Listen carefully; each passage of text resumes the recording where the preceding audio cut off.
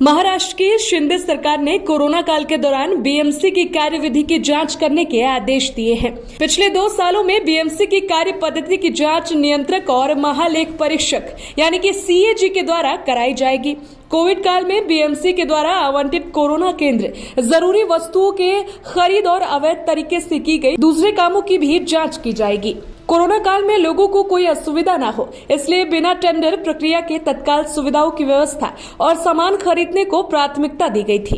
लेकिन भारतीय जनता पार्टी ने कई बार उद्धव ठाकरे की सरकार पर सत्ता का दुरुपयोग करने और बड़े पैमाने पर भ्रष्टाचार का आरोप लगाया था। अब महाराष्ट्र में बीजेपी समर्थित शिंदे सरकार है, तो अब राज्य सरकार ने सीएजी को इन सभी मामलों की जांच कर और जल्द से जल्द रिपोर्ट सौंपने को कहा है। बीएमसी के द्वारा कोरोना काल के दौरान कोविड केंद्रों का संचालन और चिकित्सा सेवा प्रदान करने सारे काम गैर पारदर्शी तरीके से किया गया था। आपको बता दें कि लाइफलाइन अस्पताल मैनेजमेंट सर्विस को 5 कोविड केंद्रों का ठेका दिया गया था, जबकि इस कंपनी का गठन कॉन्ट्रैक्ट दिए जाने के समय हुआ भी नहीं था। बाद में कहा गया कि ये फॉर्म अपंजीकृत है और अब करीब 100 करोड़ रुपए का ठेका गैर पारदर्शी तरीके से इसे दिया गया था। कोरोना काल के दौरान बीएमसी द्वारा की गई खरीदारी में मेडिकल इमरजेंसी के नाम पर बहुत बड़े पैमाने पर घोटाला किया गया था।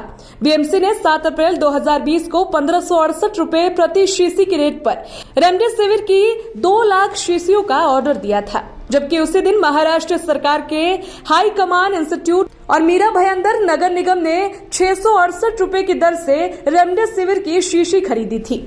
अलग अलग कोविड केंद्रों पर विभिन्न सामग्रियों की खरीद के लिए सहायक आयुक्त को वार्ड स्तर पर भी अधिकार प्रदान किए गए थे, जिसमें बड़े पैमाने पर भ्रष्टाचार में होने के सबूत मिले थे।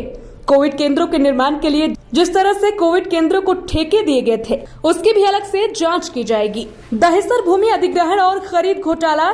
एमसीजीएम ने अल्पेश अजमेरा से दहिसर में जमीन खरीदी थी। इस खरीदारी के लिए 349 करोड़ रुपए का भुगतान किया गया था।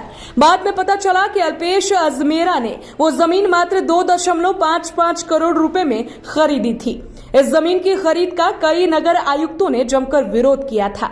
वहीं बिल्डर ने कोर्ट में जाकर 900 करोड़ रुपए की मांग की थी। ये एमसीजीएम के सभी बड़े घोटालों में से एक है। बीएमसी ने जून 2021 में विभिन्न अस्पतालों में स्थापित करने के लिए ऑक्सीजन उत्पादन संयंत्रों को खरीदने का आदेश दिया था।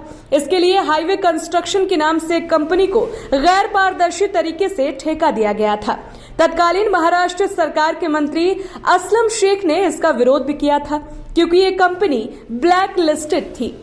मनीष राधाकृष्ण वलंजू ने कुर्ला यानी कि एल वार्ड का ठेका gene health diagnostic private limited को दिया था, तो वो कंपनी उनके पिता राधाकृष्ण बालकृष्ण वलंजू के साथ जुड़ी हुई है। इन नई कंपनियों को गैर तरीके ढंग से विभिन्न वार्डों में RT-PCR की जांच का कॉन्ट्रैक्ट दिया गया था। Special report, the VOB India.